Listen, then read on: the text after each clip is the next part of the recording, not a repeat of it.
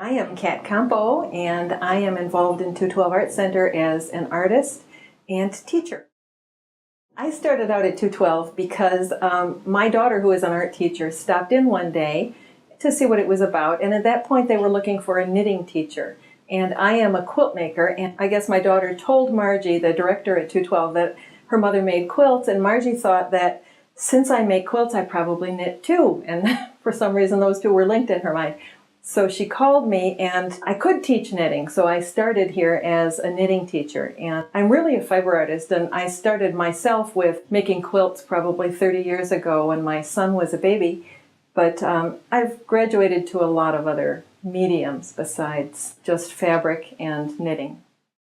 Well, do you remember when the Hubble telescope was being, they were having trouble with the mirrors of the Hubble telescope, and they finally got that situation fixed. And I saw online a number of pictures of the Earth from outer space, and they were just so beautiful, and I was fascinated by the way the colors changed depending on whether they were thermal images or magnetic images or just visual images of the Earth from space.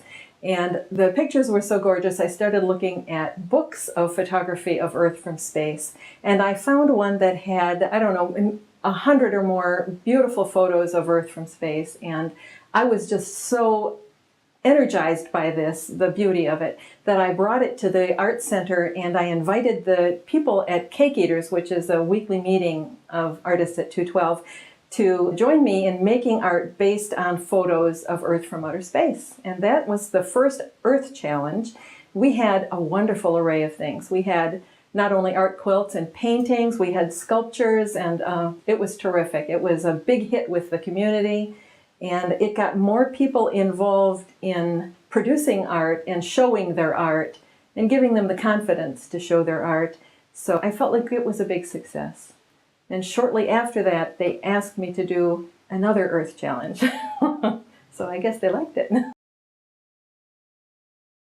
The second Earth Challenge was, well, we went from the macro view to the micro view of Earth. And I had a book of photos of microscopic slides of plant life on Earth, and they were so geometric, and some of them were fractals, and we were astonished at how the microscopic view of things that you see is just incredibly complex.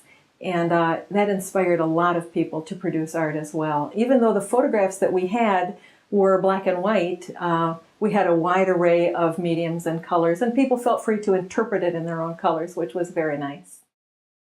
This time they asked for another Earth Challenge, and we talked about it off and on for more than a year, and I decided it would focus on people of Earth. I thought that the different cultures of people all over, and all the art that people in all the cultures make, was something that sort of piqued the interest of not only artists, but everybody who was interested in, interested in other cultures, in their own history as well. So this time we have 36 artists participating in this show, and we have a wide array of items. We have clay, we have glass mosaics. This one is my own. I am, as I said, mostly a fiber artist, but I started before that. When I was in high school and college, I studied clay. And I made a mask at a class here at 212. It was a slab building with clay class. You could make anything you wanted, and this is what I chose to make. And it's a mask inspired by the masks that African cultures use. And the name of this one is called Mystery and Power. And it's adorned with natural wood beads and bone beads and coral and raffia. This one is also one of mine because I was inspired by the Roman mosaics in Bath, England. And I made a glass mosaic similar to one of the faces that I saw. And although this is not in the same way a mask that the African mask is, it's sort of a memento of another culture or another civilization. There are people here who do incredibly intricate paper folding, and we have beautiful paper folding pieces in this show. We have photographs. We have photographs of people seen on the street in Scotland and in Ecuador. We have a weaving that portrays cave paintings on the weaving, so it's not only woven, but it's painted as well.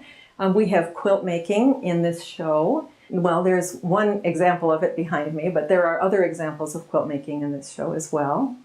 We have more photography in this show than we've had in other ones. We have handwork and machine work as far as quilt making goes, and we have mementos of people long gone. We have clothing that is adorned with the history of the person who wore it as a piece of art.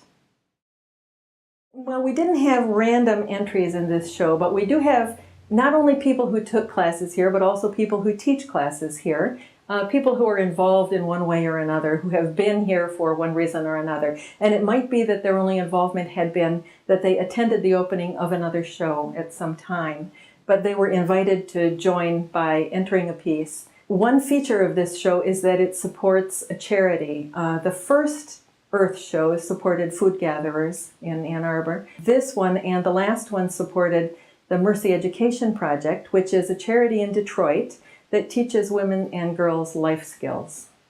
And it educates them and encourages them to not only finish school, but go to college as well. My sister was a Sister of Mercy, religious Sister of Mercy, and although she passed away a couple of years ago, one of her favorite charities was the Mercy Education Project, and the fundraising director of the Mercy Education Project is a personal friend of mine through my sister, and she makes presentations to groups all over to raise money to support this important work. They teach right downtown Detroit, and they take girls who in the past have lived on the streets and been homeless, and they give them a chance at a productive life. So this is one way that I try to give back to the community, by raising money for that project. The show is open until April 24th, and anytime during business hours, people can come in here and see the show. And the business hours here are from 9 to 3. And then if the center is open in the evening for a class, people can come in the evening while a class is going on and look at the show as well. But you can tell it's open if there are lights on in the evening, so. I think that this show brings out something in people that if they were just producing art without a purpose, I don't know that they would feel a need to portray. But we have, for instance, one woman who made a piece of art because of her grandmother. She was going through her father's home after his passing away, and she found her grandmother's apron, or her mother's apron, I'm sorry, and that inspired her because she had this culture in mind, this producing art, you know, inspired by some kind of culture. She made a piece of art of her mother's apron, and it's fascinating to see, and you can see all the personal stories that she has put onto that. We have another girl who is of Native American origin, and she put in a photograph of her mother's, or her grandmother's home, which is in Canada, and the land recently reverted to the Mohawk Nation, and that's a feature of the photograph that she put in, which is fascinating, and we probably would never have known of that if she hadn't entered this show. Oh, we have a piece of art based on, or inspired by the Gee's Bend quilters. And the Gee's Bend quilters made quilts with whatever scraps they could find, clothing, and the littlest bits of rags, and they made beautiful pieces of art. And we have a woman here who entered a quilt that is made up in a very similar fashion, and she used the front button bands of men's shirts in the quilt and bits and scraps of other remainders of other things, which is a fascinating piece. You know, even a slum can inspire art, and if you have seen the poster for this show, it has a picture of a tenement building, and one of the artists here, Holly Craig, produced a piece of art that is made in a printer's box. It's a large piece like this. You'll see it when you do the video. And it's based on the slums of Cairo and Mumbai and other places in the world, because she wanted to sympathize with the people who are forced to live in such conditions, and she wanted to show people who come to this art show what kinds of conditions those people live in. And so she made this very detailed kind of slum out of this old wooden box. We're inspired because of our connection, you know, our connection to those people or that history or that culture in some way.